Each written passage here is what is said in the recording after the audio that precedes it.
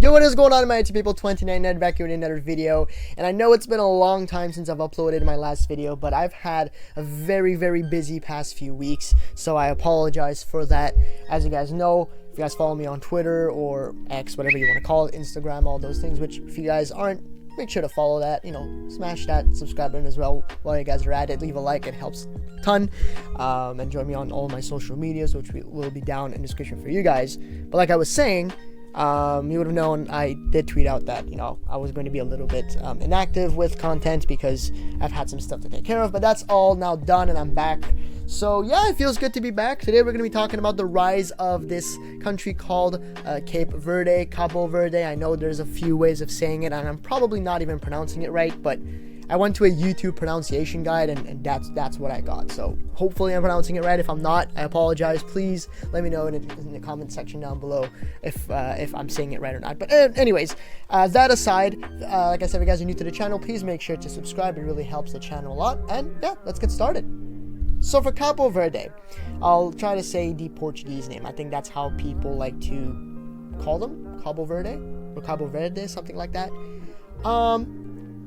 I think it's fair to say that they've had a tremendous rise in football in these past few years, and it's crazy because they've never been that big team in Africa, but they've always been that one sneaky little team that could always sometimes get results against the bigger ones in Africa. And they've had a few players that popped off in Europe too.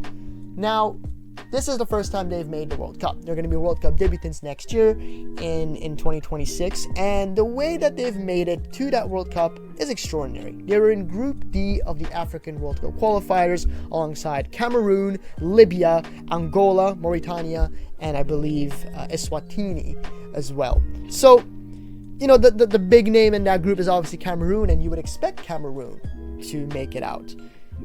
Well, they technically did, but Cabo Verde actually topped that group.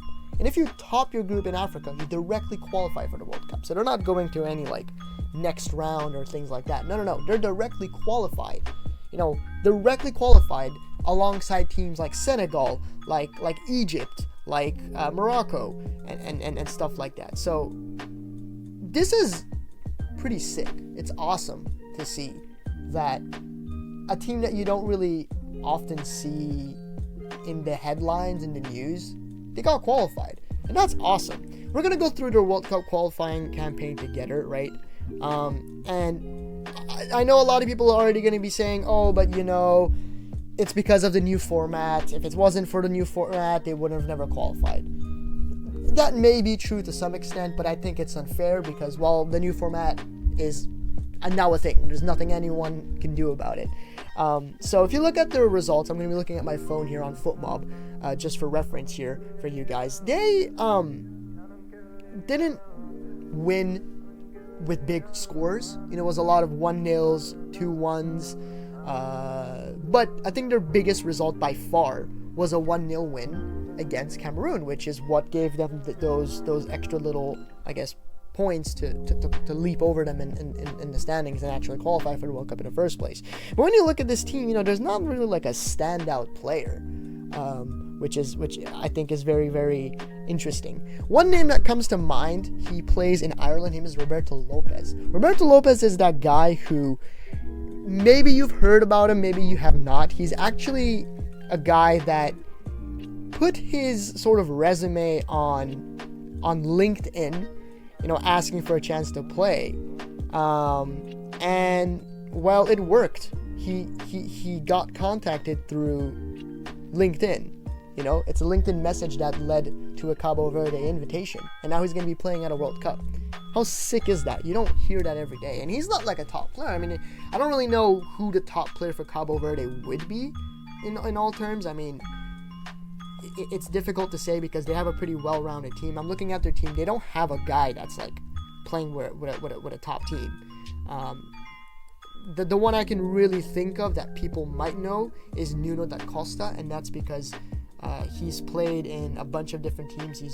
I believe he played in France and Ligue 1 with Auxerre. I believe he now plays in Turkey, played for Nottingham Forest as well. So that might be a name that some of you might be familiar with. But yeah, they don't have like a standout stars like you see with all these African nations, like Egypt with Salah or Senegal with Mane, and etc., etc. And I think that's what makes this story so special. So a lot of people are going to use that argument of like, oh, hey, well, they qualified because the format was, quote unquote, more open to teams, which is not false, but they topped the group. They would have made it anyways. They topped the group over a Cameroon side that was expected to win the whole thing. And I think that's what's so beautiful with Cabo Verde. The best ever ranked that they've had in the FIFA rankings was, I believe, I read this somewhere. It was 27th, I believe. Yeah, 27th in 2014. Now they're down to 71st. So 27, like I said, they were never a bad team to begin with. They've kind of fallen off here and there, but they're kind of that little sneaky team that not a lot of people know about. But yeah, 71st in the FIFA rankings. They will probably go a little bit further in those rankings if I had to guess so myself. And it's funny because they now are in a tournament for the November friendlies against Iran. They're going to face my country, Iran, which is an interesting game. It's a 4-team tournament alongside Egypt, Uzbekistan, Iran, and obviously Cabo Verde. So Iran is playing Cabo Verde and Egypt is playing Uzbekistan, and the winners and losers are going to face each other. That's a very good test for, every country in that tournament. I think it's a great test for all 4 nations involved. But for Cabo Verde, most importantly, because they're probably going to be the team that's looked down on the most compared to Uzbekistan, Egypt, and Iran. Obviously, the favorites are going to be between Egypt and Iran, whereas Uzbekistan and Cabo Verde are going to look down on. I say this, Uzbekistan did win against Iran not long ago, so maybe something like that can happen again. I'm not here to really talk about the Iranian side because I have a lot to say. You guys already know my opinions on the Iranian national team. But the point is I have with this Cabo Verde team is that they're making tremendous moves, and I am very excited to see how they're going to move and approach this November window, because if they do well in this window, this could be good. This is good preparations. They're playing 3 World Cup nations, 3 nations that have qualified for the World Cup, and it can give a little glimpse, a little idea of how well they will do at a World Cup. Of course, they're probably not expected to beat the bigger teams like, England, Argentina, and such, but I think if they can give a good run in these friendlies that are coming against Iran and potentially Uzbekistan or Egypt, if they can give in and even win games, I think that's a strong message to the world that, like, hey, Cabo Verde is not a team to be, taken lightly. So I think that's a very good tournament for them to be a part of. So let's see what happens in that November window. From an Iranian side, I hope we beat them, but I am not one that's going to be underestimating Cabo Verde. I know a lot of people will. I don't think they should be underestimated. I think they have a fantastic team, a fantastic core. They're a family, it seems like. They all support one another.